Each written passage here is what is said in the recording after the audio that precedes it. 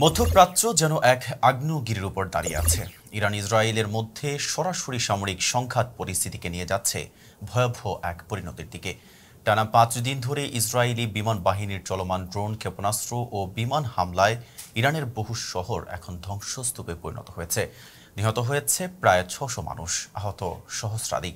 এই সংঘাত শুধু দুই দেশের সীমানায় আবদ্ধ নেই, বরং গোটা মধ্যপ্রাচ্যের নিরাপত্তা ব্যবস্থাকে নড়বড়ে করে তুলেছে।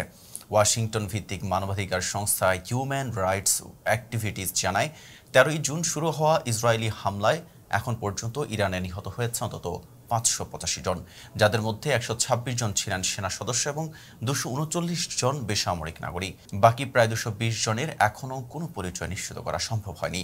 ১৩ জুন হামলার প্রথম দিন থেকেই রাজধানী তেহরান সহ অন্তত ৭টি শহরে ক্ষেপণাস্ত্র ও ড্রোন নিক্ষেপ করেছে ইসরায়েল। বিধ্বস্ত হয়েছে হাসপাতাল, সরকারি ভবন, সামরিক ঘাঁটি ও আবাসিক এলাকা। ইরানের স্বাস্থ্য মন্ত্রণালয় ১৪ জুন পর্যন্ত ২২৪ জন নিহত ও ১,২৭৭ জন আহত হওয়ার তথ্য জানিয়েছিল। তবে এরপর আর কোনো হালনাগাদ দেয়নি।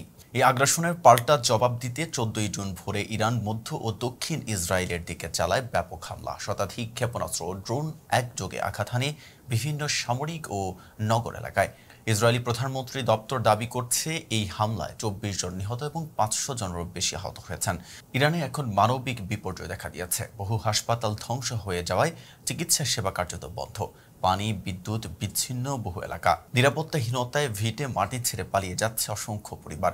জাতিসংঘ এবং আন্তর্জাতিক মানবাধিকার সংস্থাগুলো এই পরিস্থিতিতে গভীর উদ্বেগ প্রকাশ করে অবিলম্বে যুদ্ধবিরতির আহ্বান জানিয়েছে। এতক্ষণ সাথে ছিলাম মেহেদী হাসান। ফেজ দ্য পিপলের সাথে থাকার জন্য ধন্যবাদ।